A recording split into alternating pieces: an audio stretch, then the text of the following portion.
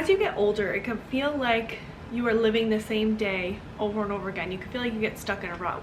We have responsibilities, we have to go to work, we have to take care of things. And so this often can lead people to feel more negative or more in a bad mood. So since this is a common struggle, science has done research to figure out, what are some proven methods to help people to have better days. So here are some scientifically proven methods that will help you to feel happier, healthier, and more energized.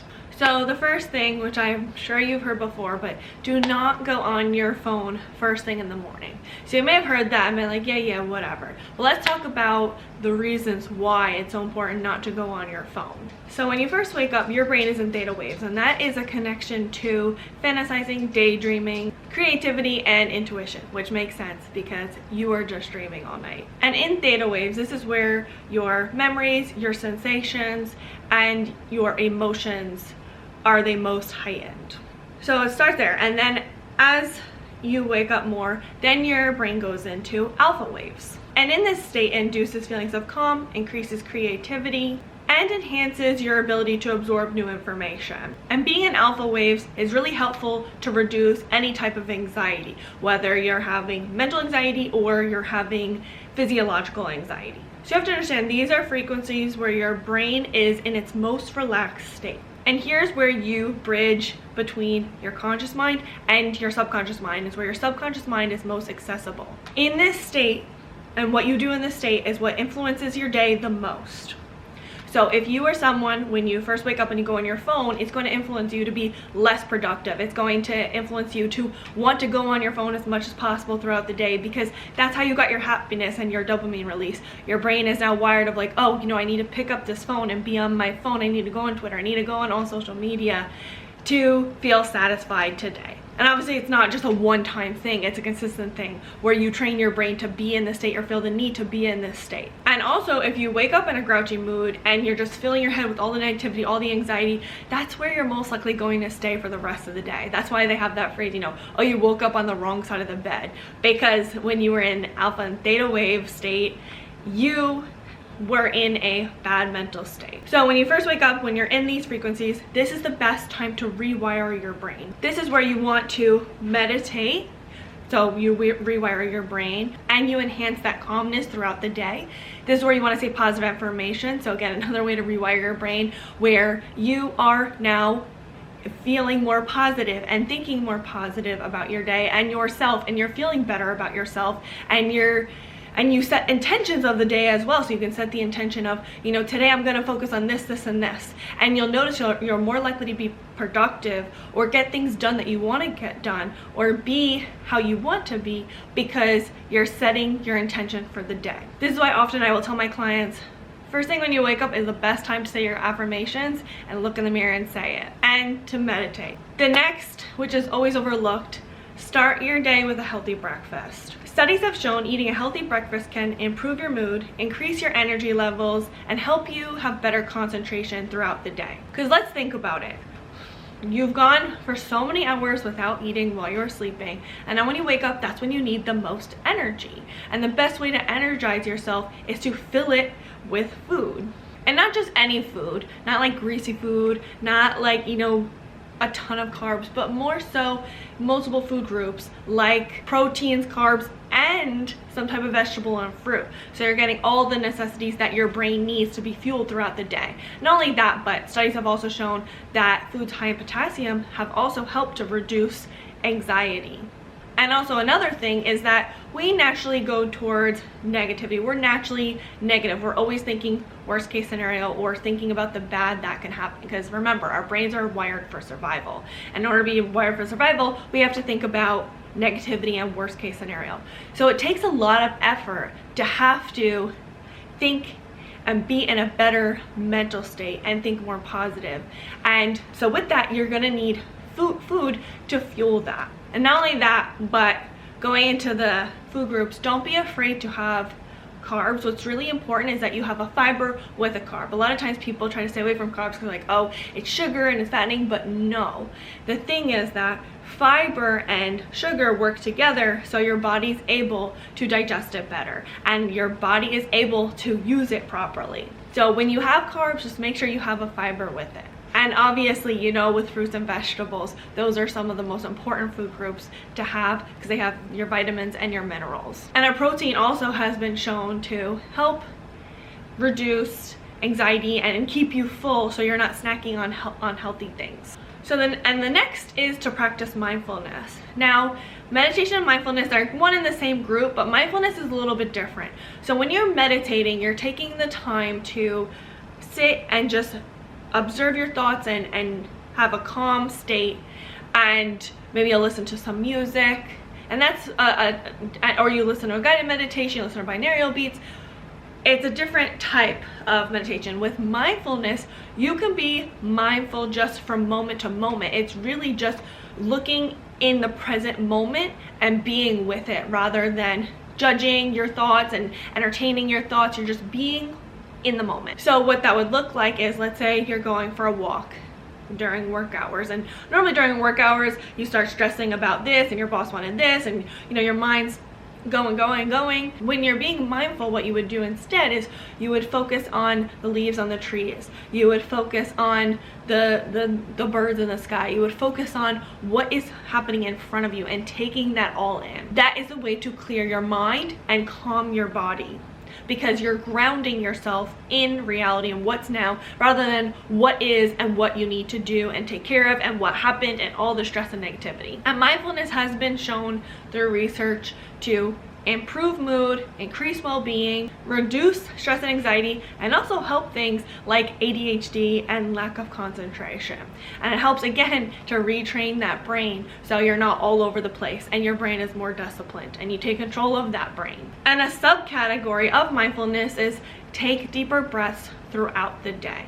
So a lot of us have been known to hold our breath or shallowly breathe, especially when we're stressed or we're not paying attention to our bodies and what we need. And because of all the stress, we'll have a lot of cortisol running through our body and we'll feel very tense, and we won't notice that we're feeling tense, and we notice that we're not breathing or holding our breath. And then we'll realize, oh, I haven't gotten a full breath in like a few minutes, or oh, I notice I'm feeling very tense and I'm in a lot of pain and I wasn't paying attention before. Taking deep breaths will help you to relax your nervous system and decrease that cortisol from running through your body and those stress hormones. And by taking deep breaths, it'll help you feel more calm and more safe, because when we're in danger, we don't have time to take deep breaths. We gotta, you know, make a quick decision to get out of that danger. And that's how you feel when you're in that cortisol state, when all the stress hormones are running through your body. You're in that constant state of, oh no, you know, I gotta go, I gotta take care of things. I feel threatened. So when you take deep breaths, your body will be like, hey, you know, we're not being threatened right now. We're okay. You know, nothing so really bad's gonna happen. And this will help you so that way you have less stress throughout the day and you're not ending the day feeling drained and exhausted and not wanting to go to the next day. And also, it's really important to take breaks. A lot of people are afraid to take breaks, but it's so important to take breaks in order for your brain to get a break, so that way your brain can work more effectively.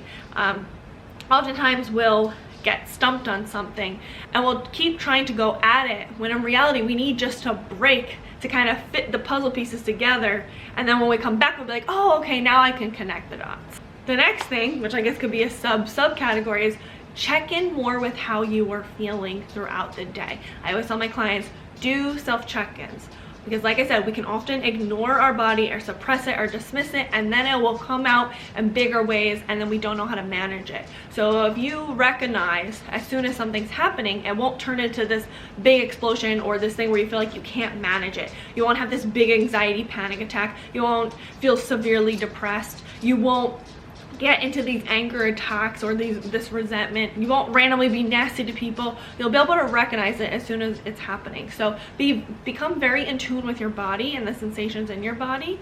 Say, okay, I noticed that I'm feeling a little bit of tension. What's this tension? Is this anger? Is this stress? You know, what is this telling me? And don't ignore you and what you need. Attend to your needs. Obviously, you can't always attend to yourself right then and there, but take note of how you're feeling and something that you may need to help you deal with whatever that sensation that's going on, whether that's being with that moment, whether that's taking a break, whether that's communicating with someone. Take note of what you need and what the sensation is telling you. The next thing is get moving regularly. Exercise, which this one is always told over and over again, but the benefits is that it will increase your energy throughout the day. Because think about it, a lot of us have sit down jobs, and we weren't made to have these sit down jobs. We were made to run around, gather, hunt, take care of kids, what have you. And so we're sitting at these jobs, and our body is like, this isn't my natural state. I'm not using my energy properly. So use that energy to get out your stress, to help you feel good in your body. Exercises release those endorphins like dopamine and serotonin, those feel good, happy hormones, and those reward hormones, so you feel like you're accomplishing something, which always feels good. And it also does release cortisol, adrenaline, but it can be a healthy way to release that adrenaline and the cortisol. It can release the stress rather than you creating the stress. And this is partially because you're having good, feel good hormones together with that cortisol and that adrenaline, so they're working together for a benefit. And then, like I said, it boosts your energy levels because you're using that energy that's intended to be used, and then your body's like, okay, I need more of this energy, let me give you more of this energy. I need to maintain and keep up with the activity you're doing. It also will help you maintain a weight, so that way you can feel comfortable in your body. It reduces the risk of heart disease and different chronic illnesses. It also helps keep you sharp, and it improves your cognitive functioning ability. And as well, if you notice you don't get a lot of exercise, you may notice you'll feel wired in your body, or you feel like you have unused energy, and you may have a hard time sleeping because of it. So exercising can help improve your sleep, so that way you're using up that energy, and you, like I said, you're feeling better in your body, and your body's like, okay, I need this sleep, let me get rested. And understand, exercise doesn't have to be this grandiose gesture. Just doing even a 20-minute walk is better than doing nothing to help get those benefits. The next thing is to connect with others, and that's what I feel like can be overlooked often. It is so important to spend time with people, specifically people that you enjoy their company, not just, saying hi and bye to people at the store, or, the people in your office. No, having some type of connection where you're having a good conversation with someone, where you feel heard, you feel seen, it lifts your spirits. This is where dopamine and oxytocin are released, where you feel loved and you feel a part of a community, which is so important.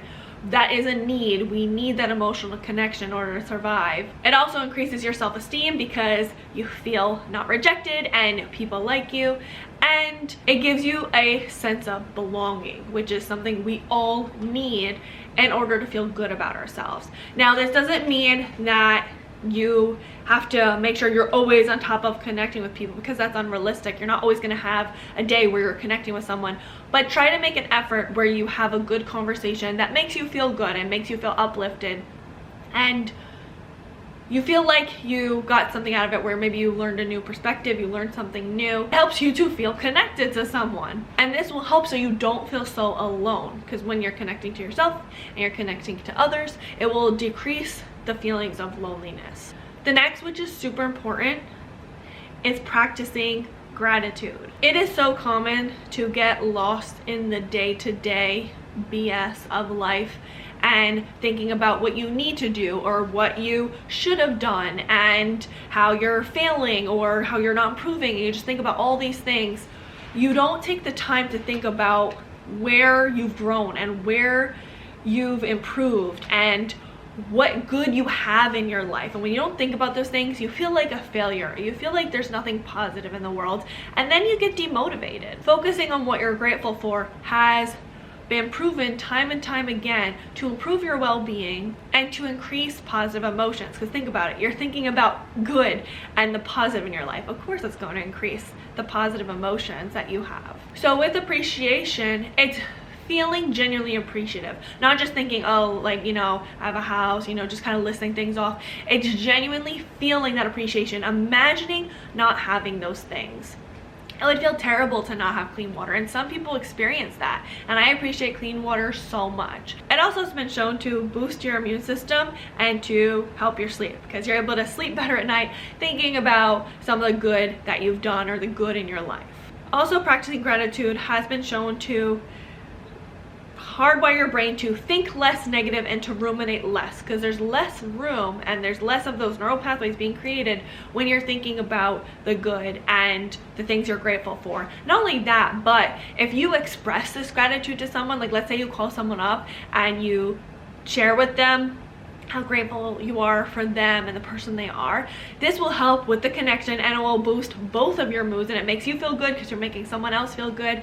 So practicing gratitude all around, thinking about something you're grateful for, expressing the things that you're grateful for, which I always recommend, expressing the things that you appreciate about another person. These are things that can definitely help you have a better day. And even if it's not a better day, at least it'll help you have a better moment in that day. The next is pretty obvious, which is to limit your exposure to negative news and social media. Seeing the constant negative news can cause so much stress and anxiety because it's reminding you, hey, there's shitty things in the world, and then you have this viewpoint of everything's negative because you're seeing all this negativity that's going on. You obviously, of course, want to be filled in with some things that are going on, but you don't need to be constantly filled in. It doesn't benefit you to know that in Europe, in Germany, somebody got ran over by a bus. That doesn't help you to know these things. So limit how much negativity you surround yourself around. And also with social media has been shown time and time again to make us feel really bad about ourselves because we're comparing and we're trying to keep up with the Joneses, and it's really exhausting.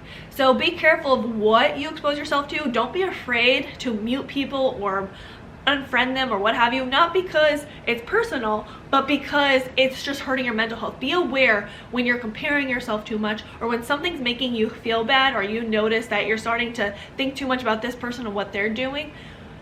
It's time to limit it, take a break, and not pay attention to what's going on. Because remember, social media is a facade. Everybody's putting on a show. No one is really showing those vulnerable moments that they posted a picture, but they just cried 5 minutes ago because their boyfriend was yelling at them. So you don't get to see those negative things. So just remember that social media has its place. It has good things, you know, be on it for a moment, but be careful when you're on it too much because that's always going to make you feel low and bad. Instead, fill your time with focusing on more positive things. This is moments when you can do creative things, do painting, dancing, arts, what have you, cooking, learn a new skill, do different things to help you improve your mood and things that are more positive rather than these negatives or things that are just distracting you to fill your day. And the last one is get enough sleep. So sleep is not just important for energy levels, but it's also really important to help us process things that have happened throughout the day. It helps our immune system. It helps with us being able to digest our food properly. When we don't allow ourselves to get enough sleep, we feel groggy, and like I mentioned, it's a lot harder to be able to deal with the negatives in our day-to-day, and it's a lot harder to rewire our brain or to have a more productive day because our needs are not being met, like eating healthy and our sleep. Those are really important. Those come first before anything. Our needs need to be met first before we can focus on the other things. And this is pretty much what has been scientifically proven, is all these things are basic needs that you need, and this is what will help you have a better day. Because oftentimes we don't focus on our needs, we focus on what needs to get done or how to, you know, achieve this certain thing, and we focus on the future. We focus too much on the past and what we haven't done, that we don't focus on what we need. So when it comes to sleep, don't get too stressed about needing to get X amount of hours. Just get enough sleep where you feel well rested. Try to go to bed earlier. Make it something that's important in your life. Take out things out of your life so that way you can incorporate better sleep, because you'll notice that you'll feel a lot more better and a lot more refreshed, and you'll notice that you're able to get more things done the next day because you're not trying to catch up on sleep or trying to catch up on things. So what do you guys think? Leave it all in the comments below. And please don't forget to like, comment, and subscribe, and share with someone that you think may need it. Until next time, thanks for watching. Bye guys. So here are some scientific, why do I keep going blank? And we'll keep trying to go out of it. And we'll keep it reduces unhealthy, what does it reduce? It also has been shown to boost